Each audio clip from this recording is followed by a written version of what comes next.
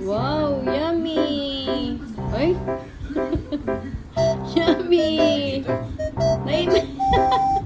Mainit pa naman, Papa. Palamigin mo naman. Wawa naman di Bebe.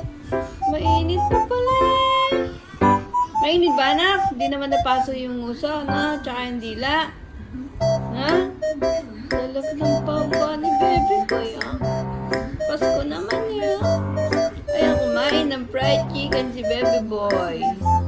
Pasko naman. Nanak. Ay, talap naman papa ng Bebe namin, ha? Talap po. Fried chicken, ha? Fried chicken ng papa ni Bebe. Sarap. Sarap ba, anak, ha? Sarap. Sarap ng papa, oh. Fried